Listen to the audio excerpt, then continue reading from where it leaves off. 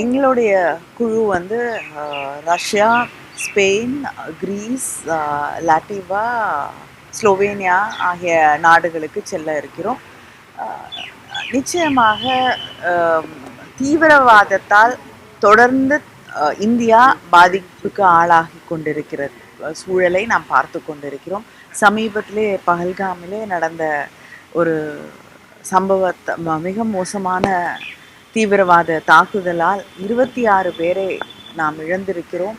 அதோடு அங்கே இருக்கக்கூடிய சாதாரண சாமானிய மக்கள் பல பேர் தாக்கப்பட்டு உயிருக்கு போராடக்கூடிய ஒரு நிலை தொடர்ந்து நீடித்து கொண்டிருக்கக்கூடிய ஒரு சூழலிலே தீவிரவாதத்திற்கு எதிரான ஒரு குரலாகவும் இந்தியாவின் ஒருமித்த குரலாகவும் அங்கே நம்முடைய நிலைப்பாட்டை, நாட்டின் நிலைப்பாட்டை எடுத்து வைத்து அவர்களுக்கு தெளிவுபடுத்துவதற்கான ஒரு குழுவாகத்தான் பல முக்கியமான நாடுகளுக்கு பல குழுக்களை இந்திய அரசாங்கம் அனுப்புகிறது. இந்த குழு முக்கியமா கட்சியினர் எம்பிக்கள் மட்டுமல்லாமல் அம்பாசிடர்ஸ், ஃபார்மர் டிப்ளமேட்ஸ்னு அதில் எழுதியிருக்காங்க. ஸோ இந்த முயற்சி அப்படின்றது சர்வதேச ஒத்துழைப்பு வந்து பெறுவதற்கான ஒரு நடவடிக்கையாக பார்க்குறீங்களா?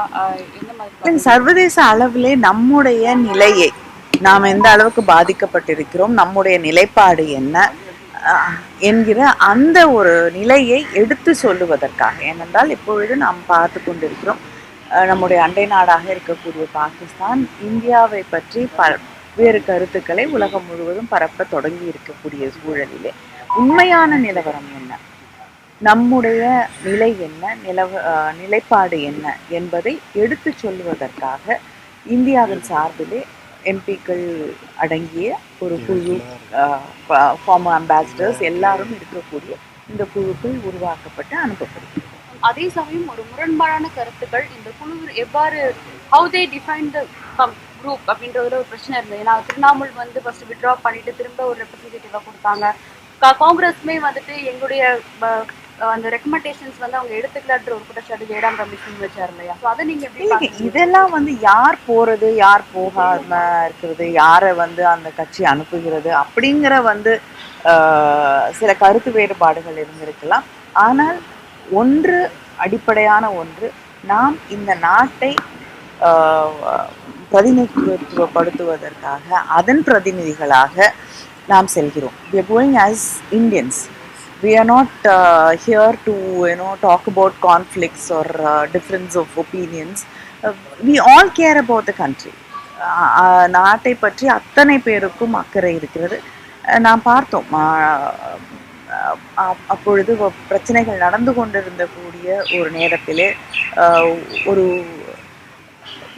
அதிகமாக அது தீவிரப்படும் என்று நினைக்கக்கூடிய ஒரு சூழல் உருவாகிய போது தமிழ்நாட்டின் முதலமைச்சர் அண்ணன் தளபதி அவர்கள் நம்முடைய படை வீரர்களுக்கு உறுதுணையாக இருக்கிறோம் என்று குரல் கொடுப்பதற்காக, இந்த நாட்டின் இறையாண்மையை, நாட்டை காப்பாற்றுவதற்கு நாங்கள் உறுதுணையாக நிற்போம் என்று சொல்லுவதற்காக ஒரு மிகப்பெரிய பேரணியை சென்னையிலே நடத்தி காட்டினார்கள். அதனால நாடு என்று வரும்பொழுது யாருக்கும் வெவ்வேறு கருத்துக்கள் கிடையாது. We all care about it and we all think that the nation is important. இல்லை, நான் நிதியமைச்சர் அவர்களை சந்தித்தது என்னுடைய தொகுதியில் சார்பாக சந்தித்தேன். அதற்கும் இந்த குழுவிற்கும் எந்த இதுவும் கிடையாது. அவங்கள சந்தித்து அங்கே இருக்கக்கூடிய அந்த செங்கல் சூளையில் இருக்கக்கூடிய அந்த தொழிலில் ஈடுபட்டு இருக்கக்கூடியவர்கள் ஜிஎஸ்டி குறைப்பு அதை பல நாட்களாக முன்வைத்து கொண்டிருக்கிறார்கள். அதை பற்றி பேசுவதற்காக, அந்த கோரிக்கையை முன்வைப்பதற்காக அவர்களை சந்தித்தார்.